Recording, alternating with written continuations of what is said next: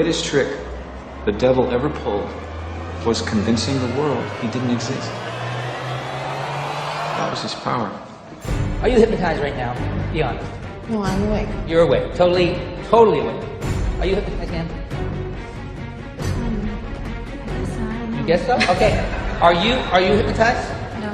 You are not hypnotized. Are you hypnotized? No. No. Your name, ma'am? Patty. Your name, sir? Mary.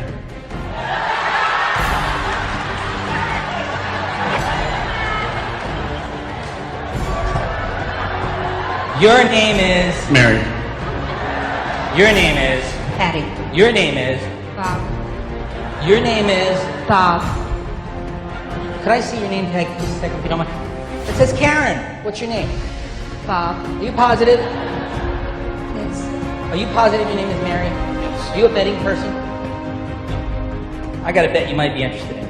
I'm willing to bet you $500 that your name is actually Paul, not Mary. I'll bet you $500 your name is Paul.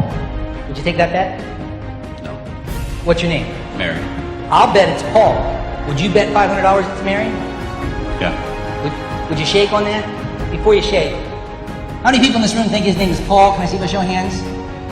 See all those hands out there? See them all? How many people think his name is Mary? See up.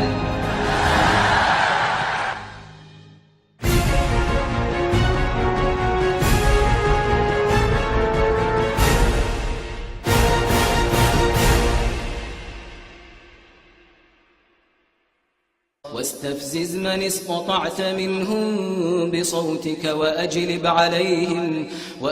عليهم بخيلك ورجلك وشاركهم في الأموال والأولاد وعدهم وما يعدهم الشيطان إلا غرورا إن عبادي ليس لك عليهم سلطان وكفى بربك وكيلا. Your brain, the most complex organ in your body, the seat of who we are, what we are, the container for our thoughts and our memories. In short, we are our brains. Our brains are built from many parts that perform different functions. Deep in the centre of the brain is the brainstem. This is the oldest part of the brain and has also been called the reptilian brain. It controls many essential functions such as breathing and heart rate or blood pressure. It's whether we feel hungry or thirsty. It's also the seat of our most fundamental emotions, happiness or sadness, fear and love or hate. They all seem to reside in the brainstem. The occipital lobe contains the visual cortex, and so is concerned mainly with vision. The parietal lobe is concerned with processing sensory information and integrating it with the visual information from the occipital lobe. The temporal lobe is the centre for memory and learning.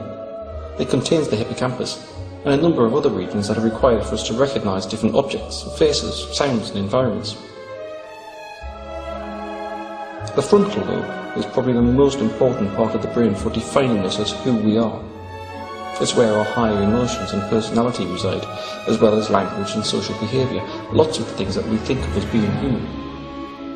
It's our decision-making centre and contains the motor cortex, which controls voluntary movement.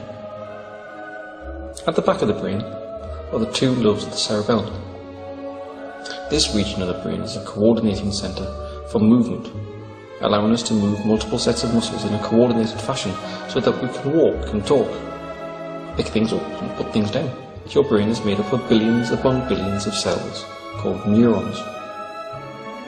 These cells are very specialised, with long extensions through which they talk to each other and form large and complex networks. These networks are the basis of how the brain does what it does. The processes are of two basic types. Dendrites receive incoming information from other neurons.